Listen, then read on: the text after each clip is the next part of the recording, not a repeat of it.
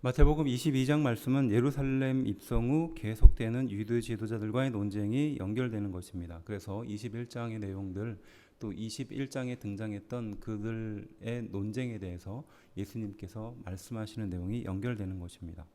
혼인잔치 비유는 1절부터 14절까지, 그 다음에 세금 논쟁은 15절부터 22절, 부활 논쟁은 23절부터 33절, 그리고 첫째가 되는 계명에 대한 논쟁은 34절부터 40절, 그리고 예수님의 신분에 대한 논쟁이 41절부터 46절까지 등장합니다.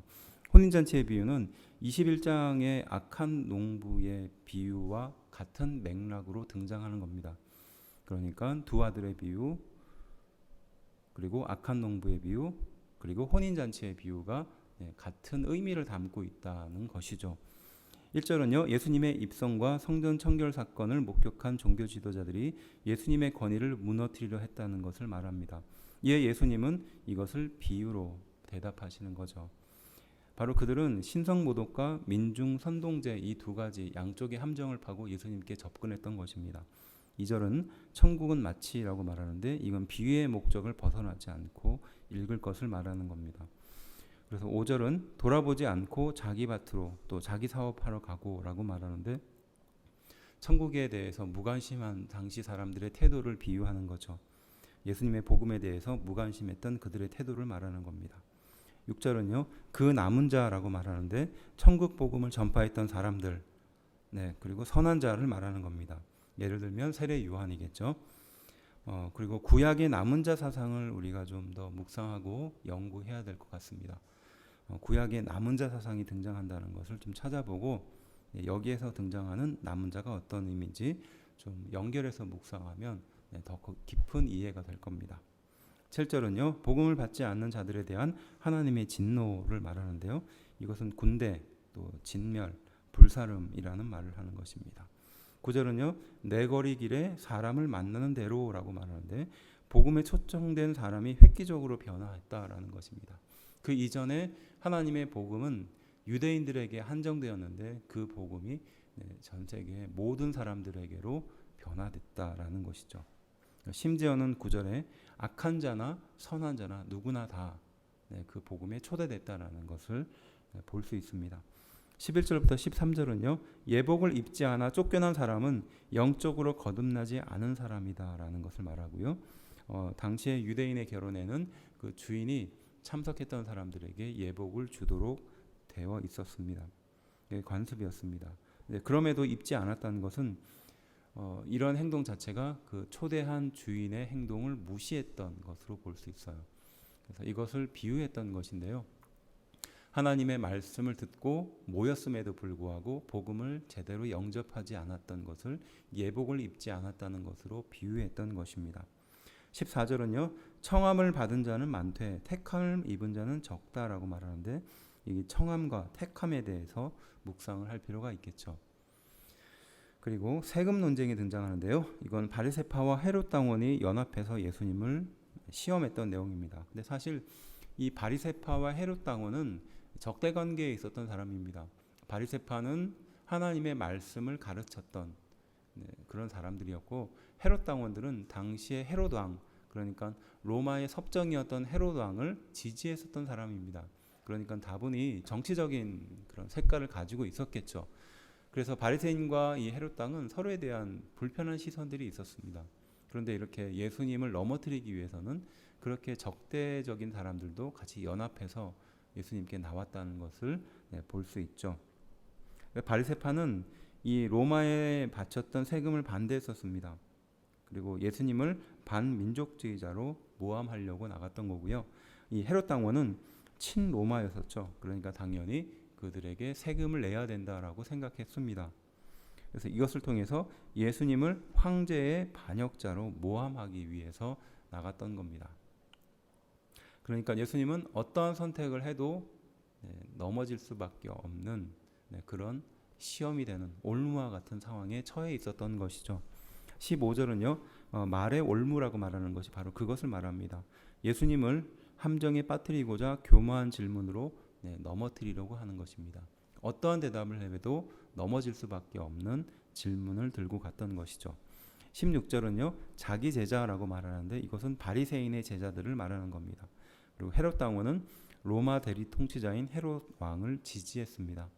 그리고 사람을 외모로 보지 아니하심이니이다라는 말은요 편견 없는 하나님의 속성을 비꼬면서 당시에 이 바리새인과 헤롯 당원이 말했던 것을 표현하는 것입니다.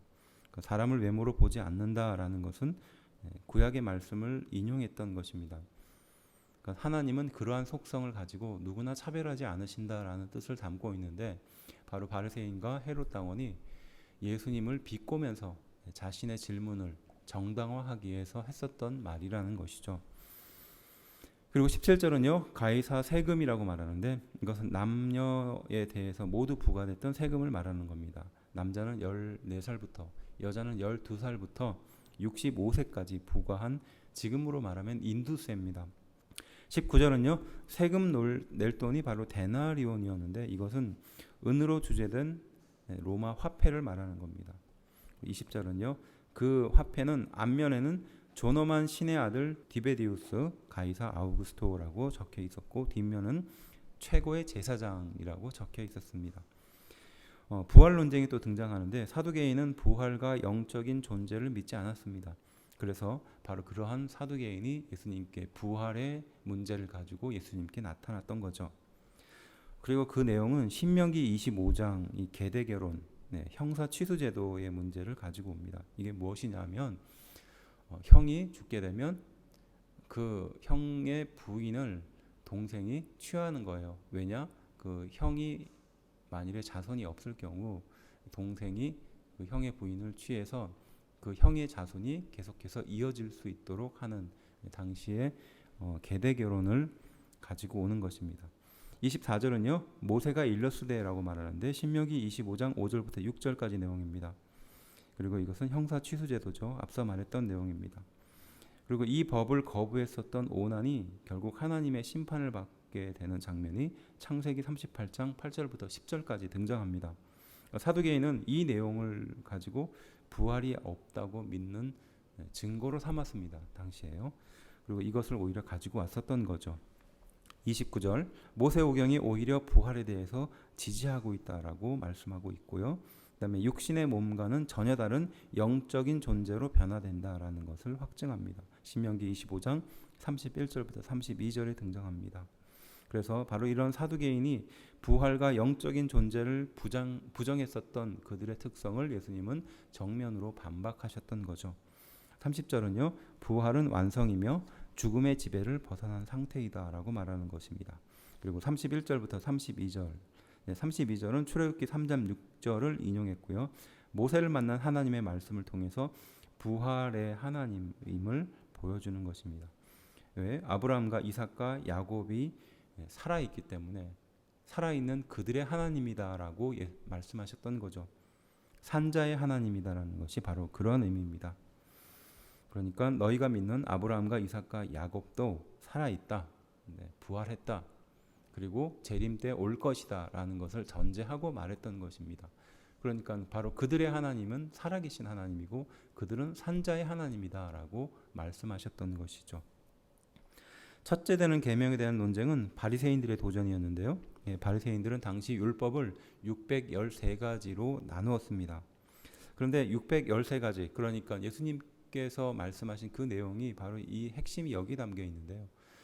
10계명, 10가지 계명을 더 잘 지키기 위해서 613가지로 이들이 임의로 나누었습니다.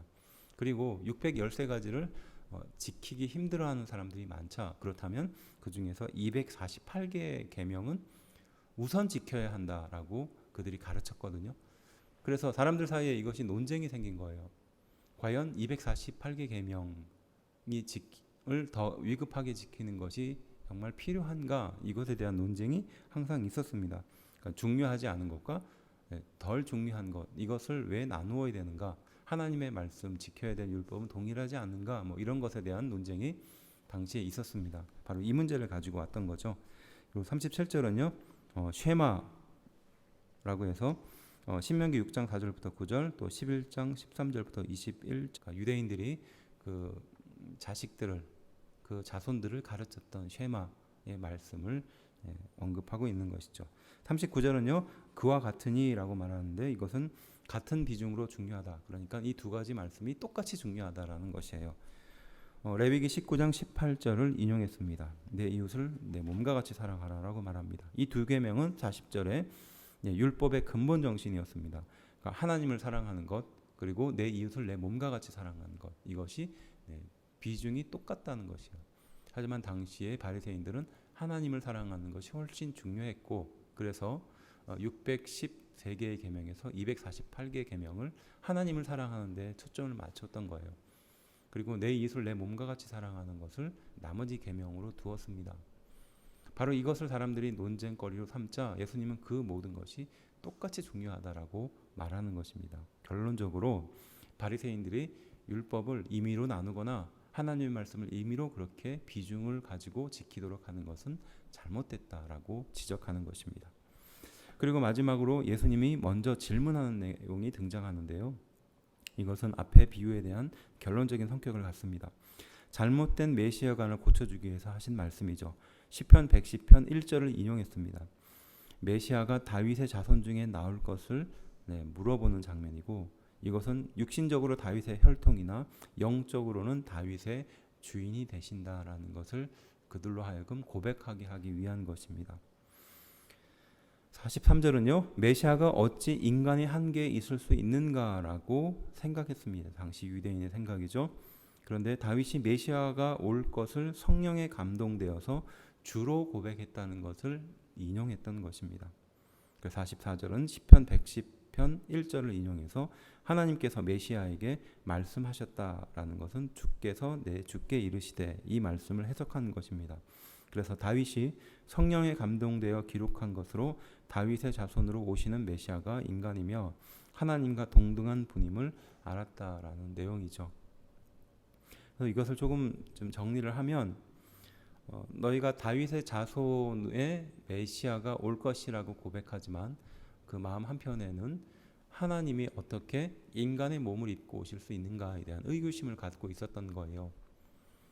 그리고 다윗을 가장 귀한 또 가장 믿음의 조상이 되는 그리고 우리가 따라야 될 어떤 표본이 되는 사람 중에 한 명으로 유대인들은 생각했는데요. 바로 그 다윗의 자손이라는 말은 한마디로 메시아다라는 뜻이었는데 이 말 속에는 그들 스스로가 어폐를 갖고 있었던 겁니다. 그래서 다윗의 자손, 인간의 자손이죠. 인간의 자손이 어떻게 메시아가 될 수 있는가라는 생각을 했었던 겁니다.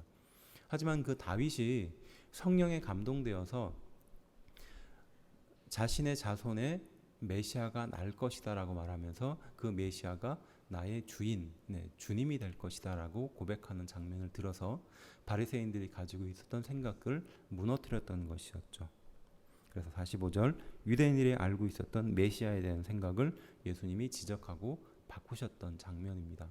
곧 지금 눈앞에 서 있는 예수님, 바로 너희 눈앞에 서 있는 이 나 자신 예수님이 바로 다윗의 자손으로 이 세상에 오셨고 또 다윗이 고백했던 주인, 주님, 하나님으로 세상에 오셨다. 신성과 인성을 동시에 갖고 구약의 예언으로 이 세상에 오신 분이다라고 말씀하고 있는 것입니다.